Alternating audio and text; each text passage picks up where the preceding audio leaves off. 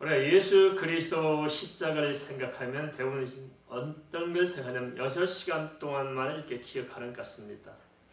그 6시간만을 가지고 우리가 십자가를 이해하게 되면은 사실 예수 그리스도의 십자가를 단편적으로 이해할 수밖에 없을 것입니다. 포괄적으로 더 넓게 본다면 전 구속사 속에서 예수 그리스도의 십자가가 무엇을 의미하는지 봐야 되는 것이고, 좀 더 간격을 좁히면 예수 그리스도의 공생애 속에서 예수님의 십자가를 우리가 생각할 수 있어야 되고, 다시 한 번 더 좀 더 밀착해서 본다면은 최소한 예수님의 십자가의 전후에서 있었던 사건들, 곧 성찬식을 비롯해서 성만찬을 비롯해서 예수님의 승천에 이르기까지 이런 과정 속에서 주어진 십자가를 우리가 생각할 때 우리는 십자가를 포괄적으로 이해할 수 있고, 우리가 생각지 못한 하나님의 깊고 오묘한 섭리를 그 안에서 바라볼 수가 있을 것입니다.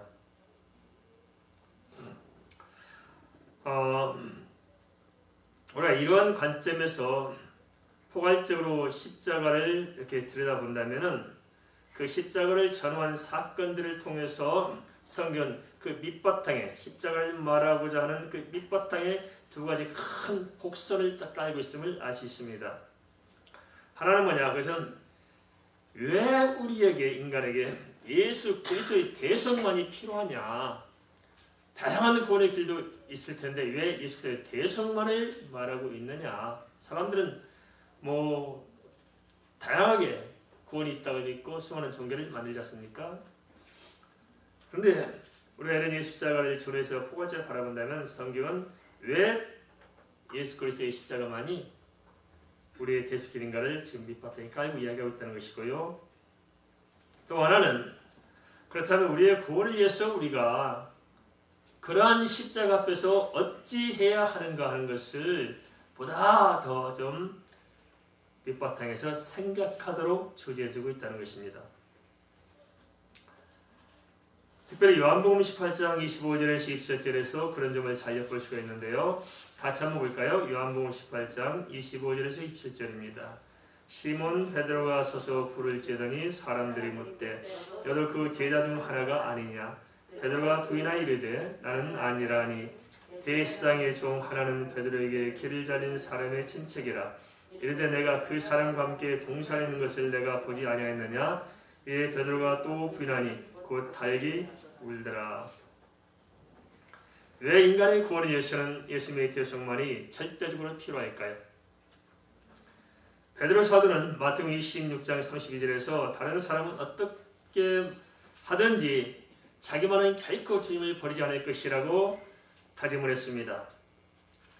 또 마태복음 26장 34절에서도 내가 주님 앞에 죽을지어도 절대 주님 버리지 않을 것이라고 호언 장담을 했습니다마는 결과는 어찌 됐습니까? 자기의 다짐이나 호언 장담대로 된 것이 아니고 주님의 말씀대로 되었습니다. 마태복음 26장 33절에서 주님께서는 오늘 밤 다 울기 전에 내가 3번 나를 부인하라고 대놓고 말씀하셨는데 결국은 그 말씀을 들었음에도 불구하고 거기서 빠져나오지 못했습니다. 물론 예수 그리스도를 대적해서 팔았던 유다의 경우와 예수 그리스도를 사랑했지만 연약함으로 잠시 부인했던 베드로의 경우는 전적으로 그 양상이 다를 수 있을 것입니다. 그러면 유다와 베드로에 대한 예언을 통해서 주님께서 무엇을 말씀하고자 하시는 것일까요? 그것은 바로 예수님은 전지하신 하나님이라는 것입니다. 다 알고 계신다는 것입니다. 과거도 알고 현재도 알고 미래도 아신 분이 주님이시라는 사실들을 우리에게 이렇게 암시해주고 있습니다. 그러기에 예수께서 작정하신 대속적 구원은 유일한 구원의 길인 것입니다. 누가 작정이기 때문에 전지하신 주님께서 말씀하신 구원의 길이기 때문에 다른 길이 없고 예수의 대속만이 우리의 길이라는 것을 명확히 들춰주고 있다는 것입니다. 주님께서는 어느 날 갑자기 사람들이 끌려다니면서 어쩔 수 없이 그냥 십자가에 매달려 가신 것이 아니었습니다. 주님의 십자가는 우리가 이렇게 전후 사건을 통해서 볼 때 철두철미하게 창세 전부터 계획하셨던 하나님의 섭리가 드러난 것이고요.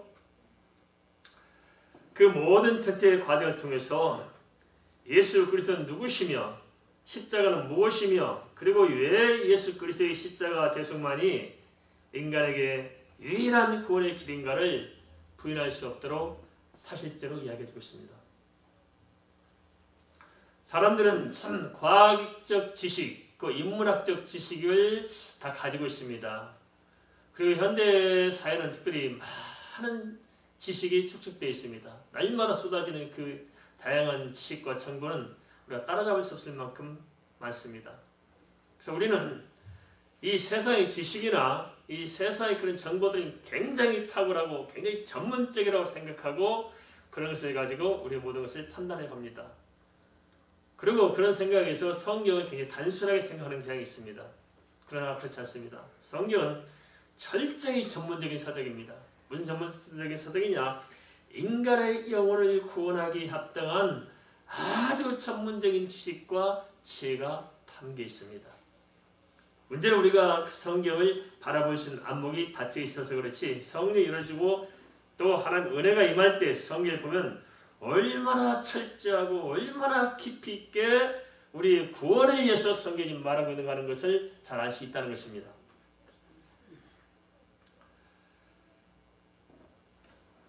주님께서는 일례를 들자면 그 어떤 유다나 어떤 베드로에 대한 기록도 그냥 우연히 껴든 것이 아니고 계획 속에서 이걸 집어넣어서 우리로 하여금 생각하도록 지금 만들고 있잖아요.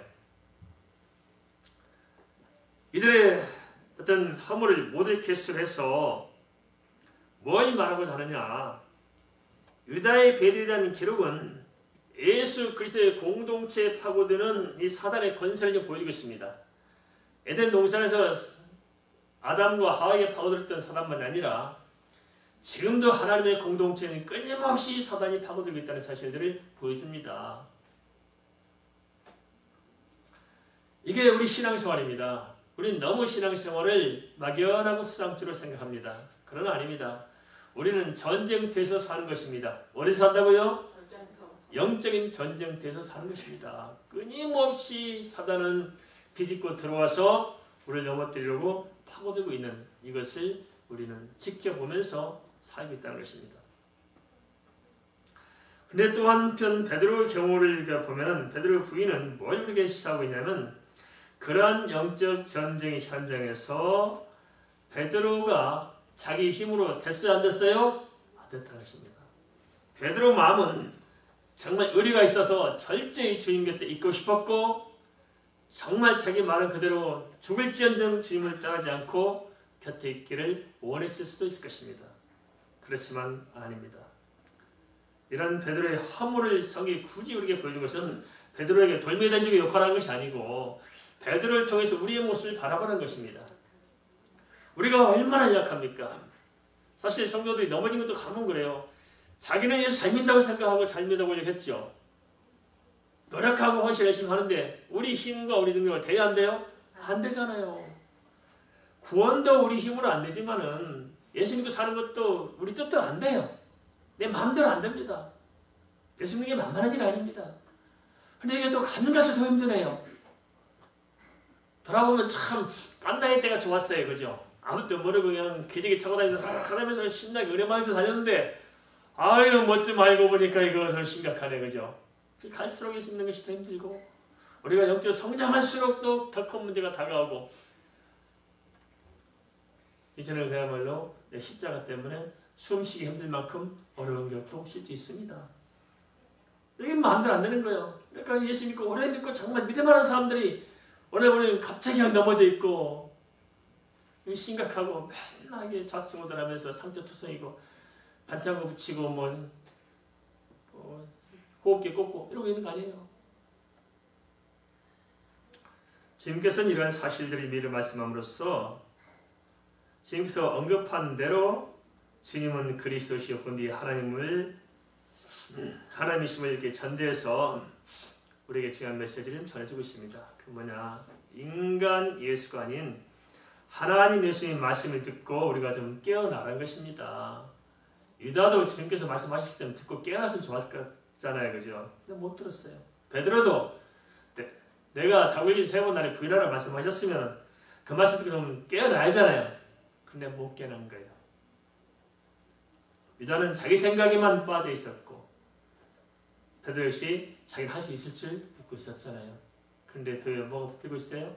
흑암의 시래기들을 붙들고 있었음을 우리는 봐야 됩니다. 그럼으로써 우리는 그런 것을 이해하고 우리의 영적 정체성을 바로 세워야 됩니다. 그래서 말씀을 전할 때 잘 들으셔야 돼. 알겠습니까? 말씀을 들을 때 말씀을 귀로 듣지 마시고 내 마음으로 들으면 말씀이 능력이 되는 것입니다. 믿습니까? 말씀이 능력이 되는 거예요. 우리가 전기를 이렇게 켜면 전기를 우리가 뭐 이렇게 잘 모르지만 전기불이 켜지잖아요. 냉장고 돌아가잖아요. 그런 것처럼 하나님의 말씀을 들을 때는 다 모르지만 그 안으로 받고 내 마음으로 믿으면은 그 말씀이 내가 다 알지 못하지만 내 안에 운행하는 것입니다. 믿으시죠? 역사하는 거예요. 무게중심으로 본다면 유다는 사탄에게 속아서 예수를 팔았다면 베드로는 세상의 분위기와 자신에게 속아서 예수를 부인한 것으로 보입니다. 그런데 이러한 영적인 양상은 어느 시대건 누구에게나 반복될 것입니다. 경험으로 미뤄보더라도 우리 역시도 끊임없이 사단에 속을 수 있고 이 세상의 상황에도 속을 수 있고 또 무엇보다도 우리 자신에게 속을 수 있음을 우리가 다 알 거예요. 그죠? 가장 나쁜 인간 누굽니까? 나에게. 내가 가장 나쁜 인간이요. 나를 많이 속이잖아요. 내가. 그죠? 항상 자신에게 속는 경우가 참 많아요. 자신에게. 남들이 뭐 속아서 그런 것이 아니고 내가 나를 속여요.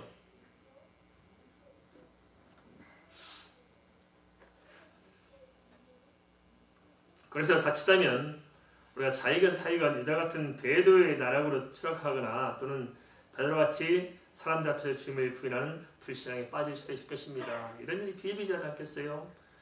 교회에 이런 일만 없다면 얼마나 교회가 평안하고 좋겠어요? 그냥 김 집사가 들고 나가다가 그만두면 박 집사가 들고 나오고 박 집사가 살만하면 또 이 집사가 꼬꾸라져 있고 이런 교회가 항상 시끄러운 거죠. 그죠? 중요한 문제는 사단의 권세에 붙들기 전에 또 이 세상의 유혹에 빠지기 전에 그리고 내 안의 어둠에 침몰하기 전에 정확히 분별하는 것이 필요합니다. 베드로전서 5장 8절은 이렇게 경고하고 있습니다. 근신하라 깨어라 너희 대적 마귀가 오는 사자같이 두루 다니며 삼킬 자를 찾나니. 베드로나 유다가 주의 말씀을 영적으로 듣고 미리 깨달으셨다면 주의 은혜에서 벗어나지 않을 수 있었지 않겠나 싶기도 합니다. 물론 주님께서는 그들의 연약한 마저 내다보고 계셨고 모든 것은 사람의 측량할 수 없는 하나님의 섭리였지만 그러나 주의 은혜를 삼한 우리는 우리 자신들의 영혼을 위해서 세상 우리가 해야 될 일이 무엇인가를 찾고 하는 게 필요하지 않을까요? 내 영혼을 잘 관리해야 됩니다. 다른 사람이 내 영혼을 잘 관리하자. 그건 우리의 몫입니다. 우리의 몫이. 그럼 어떻게 관리해야 돼요? 주님의 말씀을 들어야 하잖아요. 근데 안 됐습니다. 안 들어요. 들려지지 않는 것도 답답하죠. 그래서 말씀이 들려지도록 기도해야 됩니다. 알겠습니까? 말씀이 들려지는 게 복입니다. 말씀이 들려지고 믿어지고 깨달아질 때 그 말씀의 손에 살아가는 거거든요. 그 말씀이 뭐 이게 지식적으로 알아지고 몰라지고 그게 문제가 아니고 말씀이 영적으로 내 안에서 역사함으로 우리는 살아갈 수 있고 우리 삶이 잘 하나님 앞에서 세워질 수 있는데 그걸 놓치는 것이 문제가 아니냐.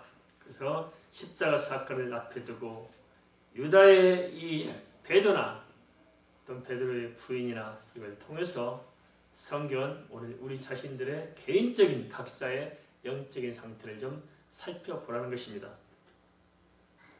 요한복음 18장 15절과 27절과 마찬가지로 요한복음 18장 28절에서 32절도 똑같은 구조로 말씀하고 있습니다. 그 뭐냐? 예수 그리스도를 이렇게 증언해 줍니다. 하나님의 영적인 세계를 증언해 주면서 동시에 우리에게는 구체적인 메시지를 주고 있다는 것입니다. 하늘 일을 보여주면서 사람이 해야 될 일을 암시해주고 있다는 것입니다. 두 가지가 같이 반복되고 있다는 것입니다. 이 점을 좀 우리가 염두에 두고 요한복음 18장 28절에 32절에서 예수님을 십자가에 못 박도록 주도한 당시 기득권자들에 대해서 좀 이렇게 살펴봤으면 좋겠습니다. 요한복음 18장 28절에 32절 같이 봅니다. 그들이 예수를 가야바에게서 관중으로 끌고 가니 새벽이라. 그들은 더럽힘을 받지 아니하고 유월절 잔치를 먹고 자여 관중에 들어가지 아니하더라. 그러고 빌라도가 밖으로 나가서 그들에게 말하되 내가 무슨 일로 이 사람을 고발하느냐. 대답하여 이르되 이 사람이 행악자가 아니었더라면 우리가 당신에게 넘기지 아니하였겠나이다. 여기까지만 읽겠습니다. 말씀을 사모하신 분이 많은데요. 요한복음 19장 14절에서 요한은 예수님께서 십자가에 매달린 때가 유월절 준비라고 밝히고 있는데요. 이러한 전후 사정을 살펴보면 예수님의 재판의 절차나 단계도 밟지 않았음을 알 수 있습니다. 그들은 한밤중에 예수님을 포박해서 안나스와 가바의 신문에 거쳐 시간적인 규정마저 무시한 채로 곧장 새벽에 빌라도의 관저로 끌고 갔고 마침내 빌라도의 판결을 이끌어냈습니다. 근데 이게 자체가 불법인 겁니다. 이렇게. 왜냐하면 그 중요한 재판은 낮에 하게 돼 있잖아요. 한밤중 끌고 가는 거예요. 이렇게. 그리고 신속히 처리하고 막 끝나고 맙니다. 그러면서 이렇게 어떤 따지고 보면 종교 세력과 정치 세력이 편법과 야합을 합세해서 이런 결과를 유치하게 됩니다. 한데 역설적으로 성경은 이들의 편법과 야합으로 인해서 예수님께서는 정확히 6월절 양자날에 십자가에 돌아가심으로써 6월절 계수의 어린 양심을 증거하고 있다는 것입니다. 누가 그리스도입니까? 6월절 양자날 돌아가셔야 됩니다. 그런데요, 지금까지 내내 가만히 있다가 그냥 한밤중에 햇불 들고 쫓아와가지고는 불이나게 해가지고 그 밤에 그냥 이렇게 판결해가지고 아침에 끌고 나와서 그날 6월절 양자날에 예수님을 십자가에 못 박아버리잖아요. 그죠? 이 사람들이 자기들이 뭐 그렇게 하고 싶어 하는 것처럼 보일지 모르지만 그 따지고는 하나님의 섭리 가운데서 그 역사가 그렇게 이루어졌다는 거예요.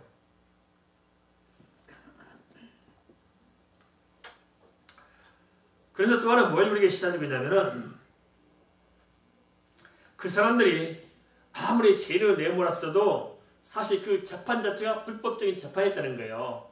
재판의 절차도 받지 않았고 또 이미 이렇게 신문에 쓰면 또 얼마나 기다렸다 또 선고를 하고 또 해야 되는데 그것 없이는 그냥 신속히 몰아쳐가지고 그것도 정식 재판이면 관정 안에서 재판을 해야 하잖아요. 근데 관정 밖에서 그냥 뭐 대문 앞에서 이렇게 얼렁뚱 해가지고 판결을 내려버린 거예요. 그 재판 자체가 불법적인 재판이었기 때문에 불법적인 재판에 의해서 선고된 것은 불법이에요? 불법이 아니에요? 불법입니다. 그래서 예수님을 죄인으로 판명해 십자가에 못 박도록 결정했지만은 그 자체가 인간이 자기들 주장으로 만든 것이 합법적이지 않았다는 것입니다.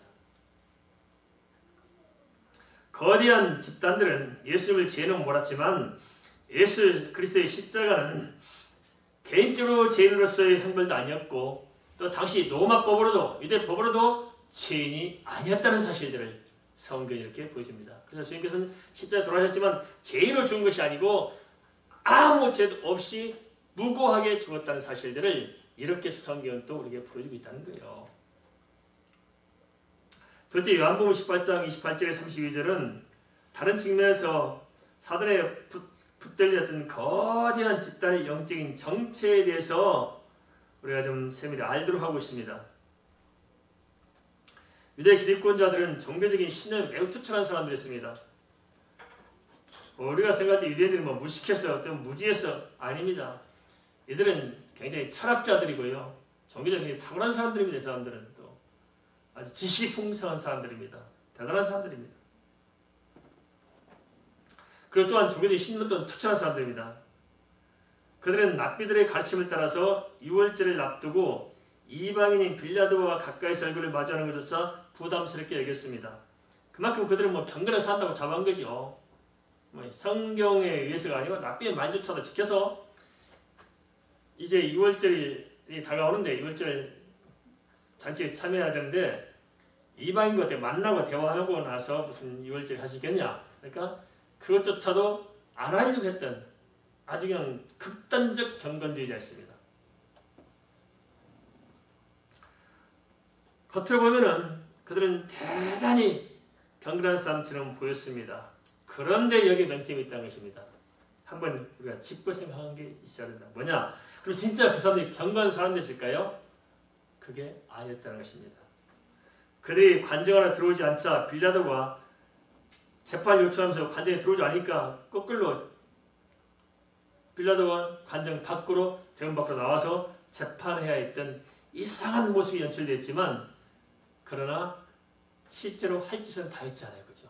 자기 악한 짓은 다 벌여놓고 있지 않습니까? 지금 그들을 가리켜 예수님께서는 마태복음 12장 34절, 마태복음 23장 33절에서 독사의 새끼들아, 독사의 새끼들아. 사도 요한도 2번 그런 기록이 나와요. 독사의 새끼들아. 예수님도 2번 독사의 새끼들아 그들을 맹피합니다.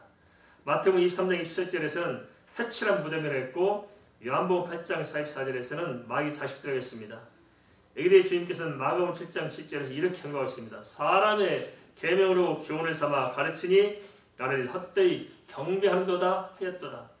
가만 보세요. 지금 이게 당시 시대 문제였고 오늘날도 우리의 문제가 아닐까요? 사람들이 하나님의 말씀을 정확히 듣고 말씀 위에 사람을 섬겨야 되는데 하나님의 말씀은 아무 상관이 없어요. 사람의 교훈 가지고 가르치고 사람의 지식 가지고 가르쳐서 하나님을 섬긴다고 해요. 그게 하나님을 섬기는 것일까요? 아니에요. 그러니까 절대 인간이 영적으로 건너갈 수 없고 절대 변할 수가 없다는 거예요. 아무리 사람 말이 쏠깃하고 아무리 사람 말이 좋게 보이고 사람 말이 아무리 풍성해도 그 인간의 지식과 인간의 언어를 통해서 사람은 변화될 수 없고 살아날 수가 없다는 것입니다. 근데 유대인들은 바로 이게 문제였어요. 하나님의 말씀을 물론 떠나느냐? 아니에요. 하나님의 말씀을 빙자한 거죠. 하나님의 복음을 종교로 바꾸고 율법으로 바꾸고 하나님의 만민 구원을 유대인 민족 자기들만 구원받는다는 편협한 생각을 가지고 그들은 겉으로는 하나님을 잘 섬기는 경건한 사람처럼 보였을지 모르지만 실상은 하나님이 그 속에 없었던 것입니다.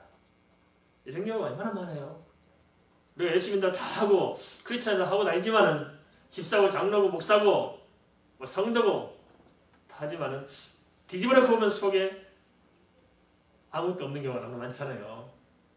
할 짓은 다 하면서 자기 필요할 때만 예수 찾잖아요.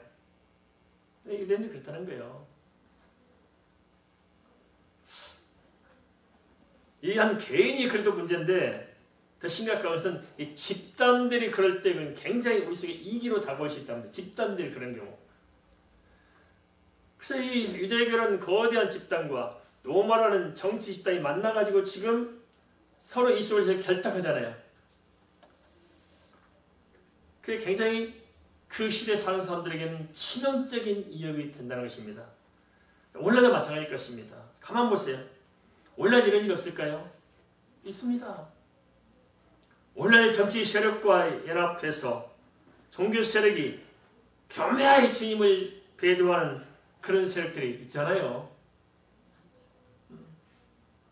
희한합니다. 종교 세력들은 반드시 정치 세력을 찾아요. 그리고 정치적인 힘을 빌려서 자기들의 보호를 받고 이익을 챙기려고 하고 정치 세력은 또 반드시 이 종교 세력을 찾아요. 그래서 종교 세력들의 힘을 빌려가지고 자기들의 어떤 기득권을 지켜내려고 해요. 아주 결탁합니다. 아주 교묘하게 결탁하고 있어요. 이게 우리 대한민국만 그럴까요? 아시아만 그럴까요? 전 세계 다 그래요. 지금 어느 한 나라도 이렇게 계속 시끄러운 나라가 안 되는 게 이거예요. 백성들을 섬기지 않아요. 종교 세력도 백성들 관심이 없고 그 정치 세력도 백성이 관심이 없고 둘이 결탁해 있어요. 이 종교 세력만 정치 세력을 버리고 백성을 선택하면 그 나라는 민주화 됐을 거예요. 안 해요. 자기들의 기득권 때문에 정치 세력을 등에 업고 그들을 뒤에서 보호해줘요. 그리고 그 정치 세력은 그들이 마음대로 하도록 또 이렇게 허용해주고 의 좋고 외부 좋고 타협하는 거대한 세력들 이 속에서 우리는 좀 살아가고 있다는 겁니다. 마지막 때가 되면 이게 더 심각해지겠죠. 그렇게 해서 이 정치 세력과 종교 세력이 결탁해서 종교 세력이 하나님을 떠나 자기들 세력에 끌어오도록 만들어내서 자기들이 어찌할 수 없으니까 이 정치 세력을 통해서 제도와 시스템, 법조를 만들어내잖아요. 그렇게 해서 자기의 목적을 달성하려 만들어내는 제도 시스템이 뭐냐? 용융표입니다. 잘 봐야 됩니다. 어떻게 흘러가고 있는지, 전 세계 정치 경제가 어떻게 흘러가고 있는지 우리가 볼 필요가 있습니다. 이런 점을 염두에 두고 우리는 이 시대적인 상황과 역사적인 흐름을 바라보면서 잘 분별하며 기도해야 하겠습니다. 우리가 모르고 오면 줄 서면 안 돼요. 아시겠습니까? 우리는 절대 세상 집단에 줄 서면 안 됩니다. 우리는 어디서 줄 서야 돼요? 주님께서 해야 됩니다. 알겠습니까? 주님께 줄 서야지 엉뚱한 데 줄 서고 다니면 안 됩니다. 이게 그렇게 말려들다 보면 그런 생각이 나한테 자꾸 이렇게 들어오다 보면 그게 옳은 줄 알고 쫓아갈 수 있어요. 아닙니다. 우리는 주님께서 해야 됩니다. 여기서 우리가 깊이 주목해봐야 할 점이 하나 있습니다. 그것은 그렇다면 실제로 역사적인 사건으로서 빌라도의 재판을 통해 드러난 하나님의 섭리와 예수님께서 스스로 증언하신 바는 무엇이냐 하는 것입니다. 요한복음 8장 31절에서 32절을 좀 보겠습니다. 요한복음 8장 31절에서 32절입니다. 빌라도가 이르되 너희가 그를 데려다가 너희 법대로 재판하라. 유대인들이 이르되 우리에게는 사람을 죽이는 권한이 없나이다 하니 이런 예수께서 자기가 어떤 죽음으로 죽을 것을 가리켜 하신 말씀을 응하게 하려 함이로라. 대체로 AD 6년경에 이스라엘이 로마의 속국이 되면서 사형의 최종적인 집행권은 로마에게 넘겨졌습니다. 그렇지만 실제로는 스데반 집사나 요한 형제 야곱의 경우처럼 유대인들이 직접 돌을 던져서 쳐 죽인 경우도 있잖아요. 그죠? 그래서 보면 당시로서는 로마의 정치적인 법 집행과 유대 사이의 어떤 종교적인 관례 사이의 경계선이 명확하지 못했을 수 있어요. 그죠? 예수님 당시가 대략 30년 정도, 30년 세월이 지났지만 이 제도와 시스템이 명확하게 구별 안 되고 섞여 있는 게 있었다는 것입니다. 유대인들의 감춰진 속성이 뭐였을까요? 그들은 자신들의 어떤 기득권을 유지하려고 했습니다. 그래서 유대 사회의 그 지도자들은 정치 세력이 로마에 간 것은 큰 의미가 없어요. 중요한 것은 자기들이 이스라엘 백성들을 지배하고 있는 기득권을 갖느냐 못 갖느냐 하는데 관심이 있었다는 것입니다. 그래서 그들은 명분이 필요하잖아요. 자기들 속셈을 드러내면 안 되니까 민중들의 속셈을 딱 감춰놓고 자기들의 기득권을 지켜낼 수 있는 방안을 제시하는 겁니다. 그래서 명분이 참 중요하다. 명분 내세우는 게 뭐냐면은 지금도 우리가 이렇게 보면 정치인들이 명분을 내세우잖아요. 그죠? 속셈 다 다른 데 있어요. 우리가 이거 뉴스를 못 보는 이유가 그랬어요.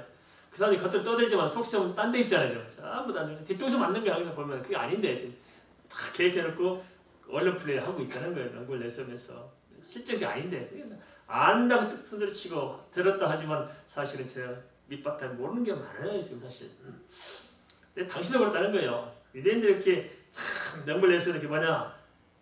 저 예수라는 사람이 자기가 하나님이라고 하면서 하나님 이름을 모독한다. 그때 당시 유대 사회는 유일신앙이잖아요. 유일신. 단일신적 유일신. 성부 하나님밖에 없는 겁니다. 성부 하나님밖에. 성자, 성령 인정하지 않아요.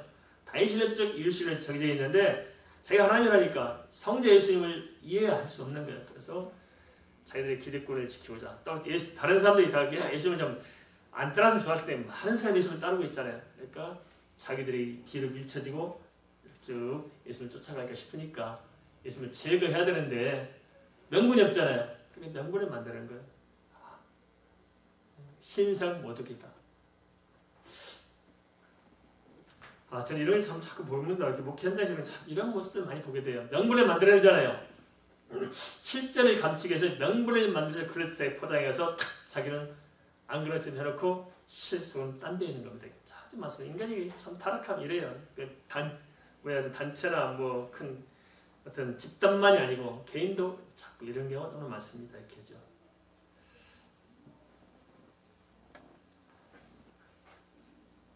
그들은 주님의 말씀과 행하신 모든 표적을 직접 보고 깨닫지 못했습니다. 들었잖아요.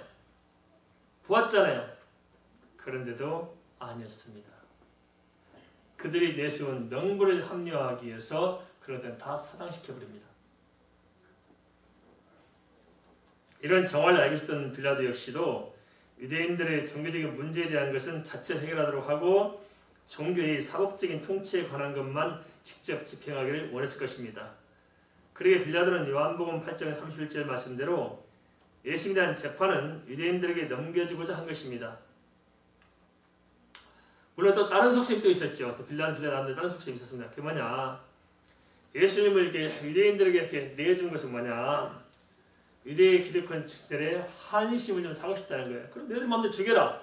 내줌으로써 자기와 어떤 로마의 어떤 정치적 권력과 유대의 어떤 종교적 권력에 있었던 은연중에 있었던 불편한 관계를 예수라는 매개체를 통해서 희생양을 던져줌으로써 그걸 풀어서 유대 민족들을 다독이고 자신들의 어떤 정치적인 권력을 안정시키려 했던 이런 속셈이 탁 깔려있다는 겁니다. 이런 지금 사람 살아가는 세계가 복잡해요. 그죠? 복잡합니다. 그런데도 유대인들은 빌라도에게 예수님을 해학자로 고발했는데요. 그래서 해학자의 의미는 어떤 큰 중재이나 아니면 로마에 대항해서 해를 끼친 사람들을 의미합니다. 아니 자기들에게 뭐일까 하면 좋은데 자기들 죽이지 왜 굳이 그렇게 그걸 마다하고 빌라도에게 재판을 요청해가지고 빌라도에게 십자가형을 처해달라고 왜 요청할까요?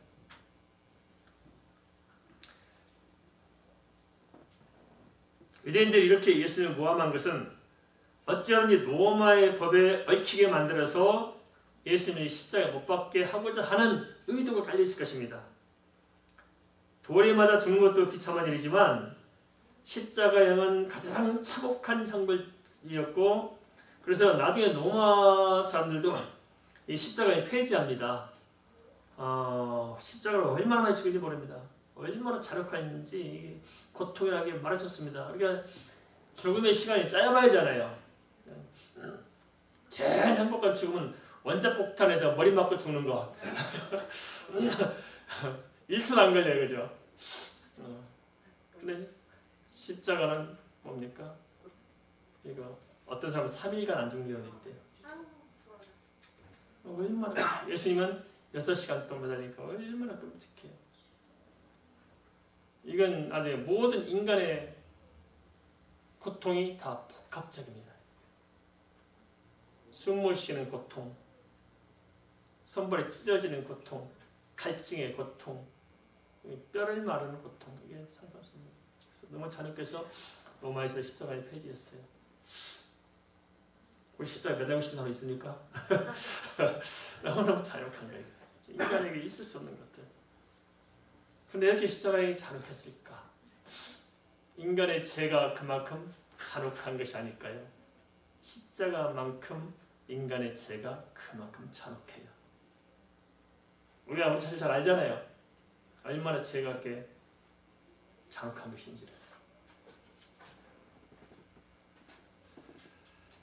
그런데 유대인들은 하나님의 이름을 들먹이면서 예수님을 십자가형으로 몰아갔어요. 왜 그럴까요? 자기들이 하다 죽이면 되지. 근데 지금 자기들이 그렇게 한다고 몰려갔는데 지금 문제를 그냥 가만히 들여다보면 지금 제정신으로 한 게 아닌 거거든요. 본인에게. 그냥 뭘 하는지도 모르고 그냥 군중심리에 휩쓸려서 막 몰아가면서 예수님을 십자가에 못 박도록 끝내는 예수님께서 돌에 맞아 죽어요. 십자가에 죽어요. 십자가에 죽어요. 왜 그랬을까요? 여기에 넓게 보면 이 안에 하나님의 섭리가 있다는 것입니다. 그게 뭐냐? 유대인들은 자기들 손에 피를 묻히지 않고 예수님을 가장 혹독한 죽음으로 내어오자 했고 또 마침내 자기들의 뜻을 이룬 것처럼 내어있을지 모르지만은 그게 아니라는 거예요. 사실은 모든 것이 하나님의 섭리대로 된 것이고 주님의 말씀대로 성취됐다는 것입니다. 요한복음 12장 32절에서 33절은 이미 이렇게 기록하고 있습니다. 뭐라냐? 내가 땅에서 들리면 땅에 들리는 무슨 말입니까? 십자가에 매달리면 모든 사람을 내게로 이끌겠노라. 그러다 어떻게 해요? 구원의 길을 완성하잖아요. 이렇게 이끌겠노라. 이렇게 말씀하시면 그 다음에 중요해요. 자기가 어떠한 죽음으로 죽을 것을 보이심이라. 주님께서는 십자가에 죽기로 작정하셨음을 이렇게 말씀하시잖아요. 그런데 십자가형을 빌라도가 결정했어요? 유대 기득권자가 결정했습니까? 아니면 예수님이 결정하셨어요? 예수님께서 결정하신 거예요. 그런 자기들이 한 줄 알고 막 하고 제정신 쏟아지지만 사실은 그 모든 것이 배우의 하나님의 섭리였고 하나님의 결정했다는 것입니다. 주님께서 미리 십자가에서 죽으시게 될 것을 말씀하신 것인데요. 역사의 수레바퀴는 주님의 말씀에 따라 운행되었습니다. 앞서 요한복음 8장 32절에서 주님께서는 미리 이렇게 말씀하셨어요. 이에 예수께서 이르시되 너희가 인자를 든 후에, 인자를 든단 말은 무슨 말입니까? 예수 그리스도 하나님의 아들 예수 그리스도를 십자가에 매달린 후에 내가 그인 줄 알고, 내가 그인 줄 안단 말은 무슨 말입니까? 예수께서 그리스도이신 줄을 알고. 어떻게 알았어요? 십자가에서 죽으시고 4일 만에 부활하셨잖아요. 그래서 그리스도인 줄을 알고 내가 스스로 아무것도 하지 않고 아버지께서 가신 대로 이런 것을 말하는 줄도 알리라. 이 말은 무슨 말입니까? 모든 것은 이미 성부, 성자, 성령, 삼위일체 하나님 사이에 협약된 그대로 하나님의 섭리대로 하나님의 운행대로 되어지는 것이라는 것을 명확하게 이야기하고 있습니다. 사람이 개입될 자리 있어요? 없었습니다.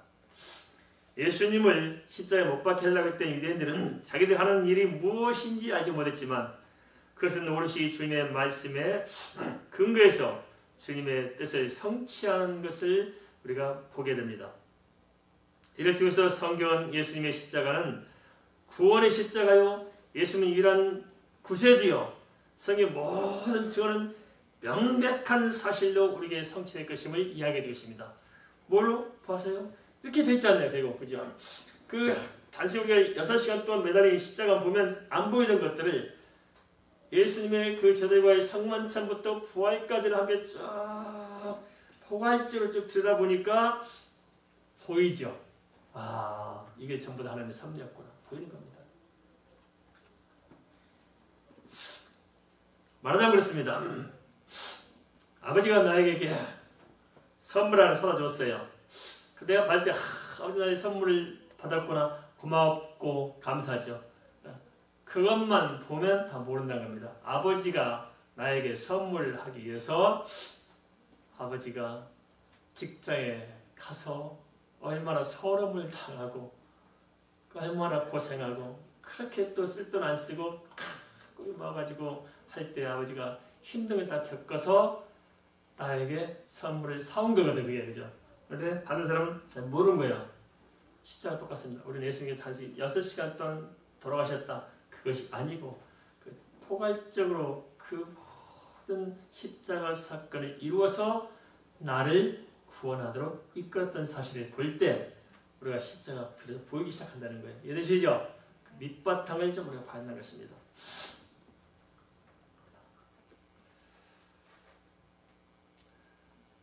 다메섹에서 예수를 만난 이후 예수님의 승천을 두 번 목격하고 또 3층을 다녀온 이후 누구보다도 예수의 십자가를 잘 알았던 바울은 그래서 고린도전서 1장 18절에서 이렇게 선포합니다.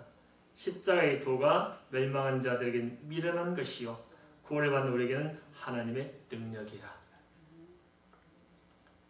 앞서 언급한 대로 예수 그리스도의 십자가 사건은 십자가에 매달린 6시간만이 아니라 최소한 6월절 성만찬부터 예수님의 승천까지를 포괄적으로 살펴봐야 성경 언약이 어떻게 이 역사 속에서 실제로 성취되었는가 하는 것을 제대로 알 수 있습니다. 그리고 그 영적인 의미를 올바로 우리가 통찰할 수 있을 것입니다. 예수 그리스도의 십자가는 하나님 편에서 인간에게 주신 구원의 언약이 성취된 자리였지만 동시에 십자가 전후의 모든 사건과 모든 과정을 통해서 십자가의 의미와 그 가치를 깨달아 마음을 열도록 또한 준비한 하나님의 섭리가 간에 담겨 있었다는 것입니다. 다시 말하자면 십자가는 하나님께서는 하나님의 계획이 있었고 또 인간에 대한 배려가 함께 있었기 때문에 십자가는 하나님과 인간의 공동의 십자가였음을 성경 우리에게 이야기하고 있다는 것입니다. 이런 입장에서 접근할 때 성경은 분명한 사실이요 예수님의 십자가는 분명히 구원의 기름을 결코 부인할 수 없을 것입니다. 왜냐하면 단순히 십자가는 뭐 기독교 이렇게 단순하냐? 그러잖아요. 단순하냐? 세상이 이렇게 복잡하고 세상 지식이 풍성한데 왜 성경에 이렇게 다시 십자가만 하고 그 단어밖에 없냐? 그게 아니란 겁니다. 사실 우리가 가만 보면은 얼마나 깊이 있는 하나님의 섭리가 그 안에 담겨 있고 하나님의 놀라운 계획이 그 안에 있었고 그 우려하는 것이 얼마나 철두철미하게 철저하게 하나님의 주관하에 진행된다는 것을 볼 수 있다는 것입니다. 그리고 그걸 통해서 정말 하나님이 어떤 분인가를 정확히 사실적으로 증명해주고 있고 모든 되어진 일들이 그냥 주먹구로 된 것이 아니고 하나님의 언약대로 정확하게 톱니바퀴가 물려며 돌아가는 것처럼 얼마나 정확하게 진행되고 있습니까? 그 사람은 막 개입하고 뭐 하는 가 복잡하지만 사람 일체로 보이지만 그 밑바탕에 하나님의 그 노는 섭리가 있던 걸 볼 때 이런 걸 통해서 주님이 주임 되시고 하나님이 어떤 섭리가 분명 우리 가운데 연결됐음을 우리가 알 때 예수의 그냥 십자가는 단지 개념적인 십자가가 아니고 단순히 우리가 알는 그런 십자가가 아니고 이게 진짜 사실적으로 우리의 구원의 십자가가 된 것이고 이 십자가는 부인할 수 없는 진리란 것입니다. 믿습니까? 성경이 이걸 말해줬다는 거예요. 세상 종교들은 굉장히 철학적이에요. 그러나 성경은 철학적이지 않습니다. 물론 전설 같은 경우는 철학적일 수 있겠죠. 그러나 중요한 것은 성경은 철학을 말하는 것이 아니고 사실을 이야기해주고 있습니다. 뭘 이야기한다고요? 사실을 이야기한다는 것이 중요합니다. 인간이 만든 개념이 아닙니다. 사상이 아닙니다. 사실을 이야기합니다. 사실. 예수 그리스도의 십자가 사실을 이야기하고 있습니다. 십자가 전에 일어난 사건들 사실이잖아요.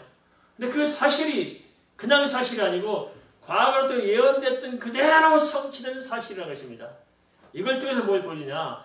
이것이 바로 유일한 구원의 길이고 그래서 우리는 대속의 십자가밖에 구원의 길이 없는 것이고 그 대속의 십자가를 통해서 우리들을 바라볼 때 오늘 이 시대에 우리가 어떤 사람으로서 이 시대를 어떻게 바라보며 살아야 할 것인가를 알도록 하신다는 것입니다. 우리는 두 가지를 잘 봐야 됩니다. 첫째는 시대 상황을 잘 봐야 돼요. 이 시대 상황이 어떻게 흘러가고 있는가를 잘 봐야 됩니다.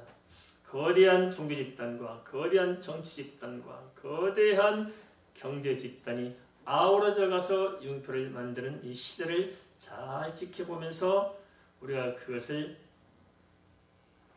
정확하게 꿰뚫고 대책을 잘 세워야 되는 것이고 또 하나는 개인적으로는 유다나 베드로의 경우를 돌아봐서 배후 역사는 이 모든 사단의 시대에 속지 말고 우리가 주의 음성을 듣고 정신을 차려서 내 자신의 영적인 정체를 잘 세우고 애써 똑바로 믿어야 됩니다. 이건 우리에게 주어진 몫입니다. 신앙생활은 다시 말씀드립니다만 영적인 전투입니다. 이 치열한 영적 전투 현장에서 치면 안 됩니다. 그래서 철저히 주님 앞에서 깨어서 기도하며 우리가 승리할 수 있기를 주의 이름으로 축원을 드립니다.